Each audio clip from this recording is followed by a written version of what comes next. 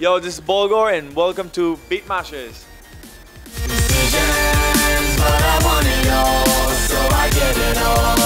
I wanna eat the whole cake. I'm not sharing, I'm not sharing. You should've learned how to pay. I made Buygore my record label for various different reasons. First and foremost, I just didn't want to have anyone to tell me what to release and what not to release, you know. I wanted to have the complete freedom of creating whatever the fuck I want with no one telling me this can be released or not released and this is good or not good. If it's good in my opinion and I support it, I want to put it out. And the same thing is not just for my music. I listen to a lot of like other people's music, and I want to give them the ability to release their music to a big audience. If I think it's good, and if my team thinks it's good, and if I believe in this person and his music, even if it doesn't like, if it's not what people would expect to hear, and we feel it's the right thing to put out, we'll put it out. And I think I do what I want, so I'ma die a legend.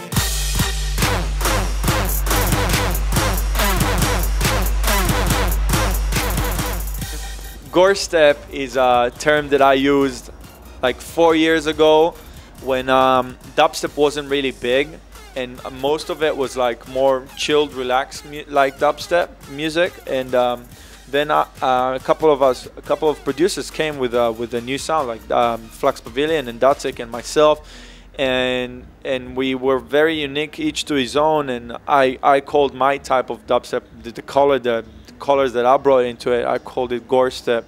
I feel that there's a lot of things that now are like heavy dubstep is happening right now. So Gore step is not as unique as it used to be, but I still think that I bring something else to the table as far as I rap and bring a lot of harmonic colors to my music.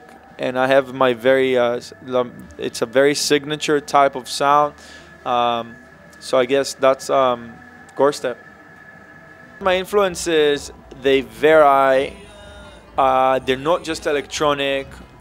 They're not what people would probably expect.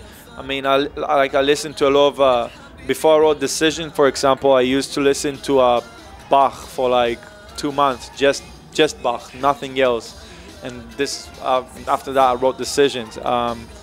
Like, I listen to everything. I think that good music is good music. It doesn't matter what genre, what year, who did it, what religion, what color, what fucking, and like music is music. And my influences just like they change all the time. So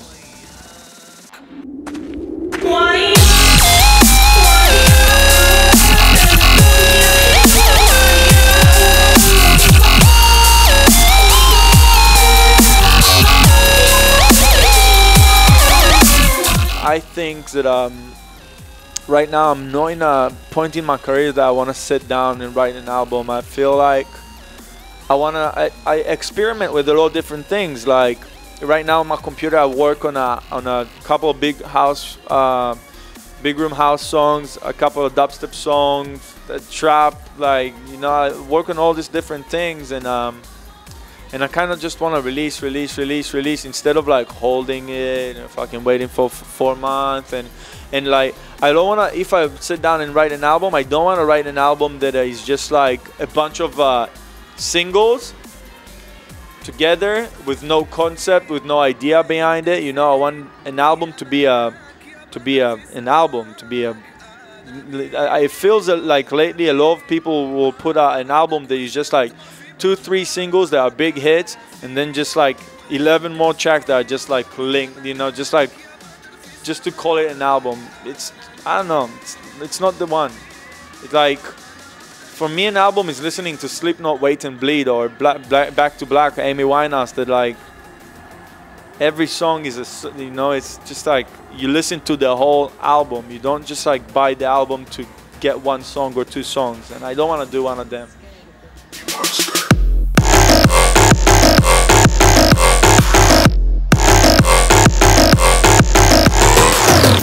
If I could go back to the past with the DeLorean, or Back to the Future, however you're gonna.